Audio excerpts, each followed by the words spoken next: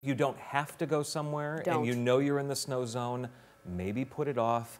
Boy, I hated starting the newscast with that breaking news that there was a weather-related deadly crash. Always today. awful. Always awful. And that's why we always, when bands like this happen, we still cover them the same way, even when they're affecting the Tug Hill in the North Country, where snow is no stranger. Even here in Syracuse, we know how to drive in the winter, but they can be a threat to life. Things can happen. And part of that travel advisory, you just saw in that shot, not a whole lot of snow coming down, but wildly changeable conditions. Check out this photo from earlier this afternoon in Watertown from Kevin Groff.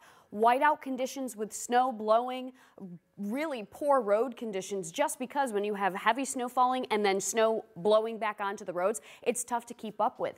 When Kevin sent me this, he said, I see a lot of cars spun out. I see a lot of really tough travel.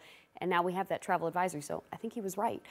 So widely variable conditions, and it's because this band is just so narrow. So let's give you the lake effect snow forecast. We'll start off with a futurecast, and we're going to focus into the north.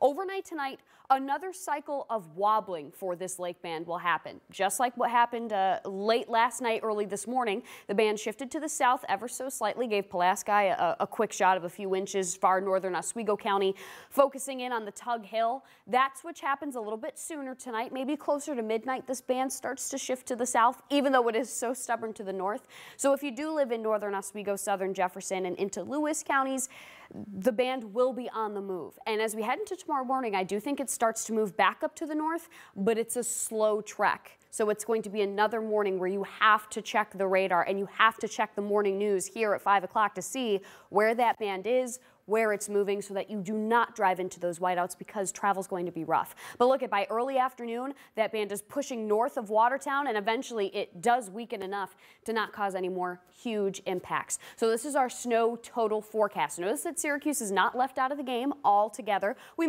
have a few passing snow showers moving through right now. That may stick a little bit more in the hills south of Syracuse, but this is where we continue to stay focused, is east of the 81 corridor in places like Adams, Barnes Corners, and Copenhagen, as that band moves up to the north, anywhere from 7 to 15 inches in northern Oswego County through Jefferson and Lewis County. Here is where we'll see isolated higher amounts. Not every single part in here will see that 15 plus on the ground, but there will be some isolated reports of higher. So it's really directly east and northeast of the lake that will see the biggest impacts. On Triple Doppler Radar, brought to you by Falso Service Experts, the band continues, and we have some few passing snow showers to the south of Syracuse, actually off of Lake Erie, but it's not quite as heavy as what we're seeing up to the north. Still enough to cause some slick spots. Now, temperatures are at or below freezing in a lot of parts in central New York, but when you factor in the strong winds, that's what it feels like, the 20s. You have to bundle up, and that's going to be the case for the day tomorrow as well. So here's what to expect. That lake effect snow eventually ends.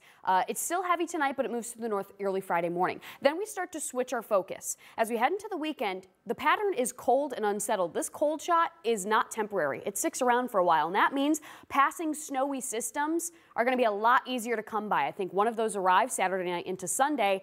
What I'm watching, Arctic air. It is on the way, and it's a big cool down. So snow moves back in late Saturday into early Sunday. Overall, Friday and Saturday, not too bad days. Snow showers will continue until temperatures drop. On Wednesday, some places may not make it out of the teens. Michael?